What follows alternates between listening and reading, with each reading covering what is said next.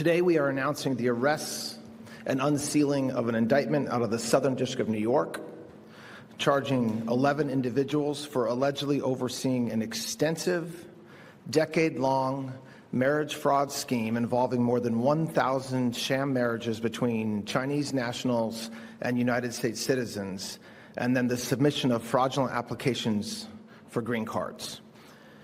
This is one of the largest marriage fraud prosecutions in United States history. This scheme was not a quick fly-by-night operation, but rather a years-long, multi-million-dollar cottage industry to criminally assist people who would not, or legally could not, otherwise become citizens of the United States.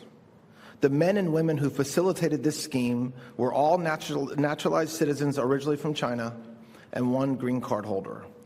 Under President Trump's leadership, the Department of Justice is working alongside our partners at DHS to secure the border and protect American communities, something that was ignored during the last administration.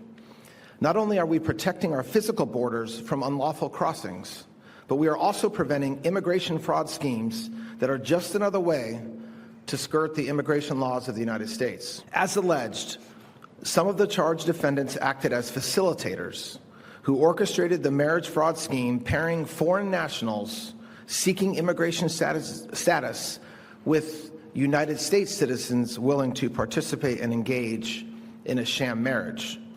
These facilitators employed attorneys, tax preparers, and marriage officiants. Some of the other charged defendants acted as recruiters by finding and recruiting United States citizens to participate in the scheme, and other defendants acted as officiants, officiating dozens of these alleged fake marriages.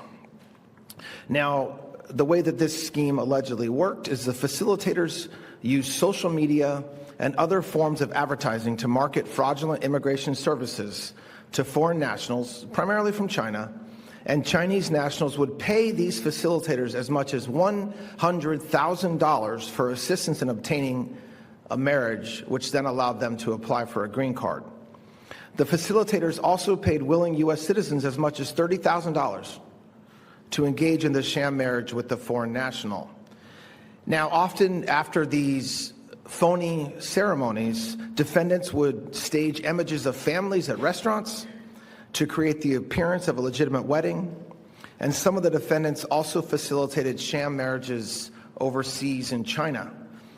After the marriages took place, the actual ceremony, the then married couples would visit a local office affiliated with the scheme, sign forms for submission to the U.S. Citizenship and Immigration Services, learn about the USCIS interview process to apply for a green card, and then execute prenuptial agreements, which, not surprisingly, given the allegation these were sham marriages, waived their rights to share in the other's estate upon death, child support, and other claims in marital property. One prenuptial agreement even provided that, and I'm quoting from the indictment, except in the name of husband and wife, both parties live independently and must not interfere with each other, end quote. The facilitators of the scheme would then prepare and submit fraudulent green card applications and work with the couples through the immigration process, submitting photographs, opening joint bank accounts, mobile phone accounts, all to obtain green cards to allow them to stay in this country. But that's illegal. These charges and the indictments now unsealed, they show how far people will go to cheat our immigration system.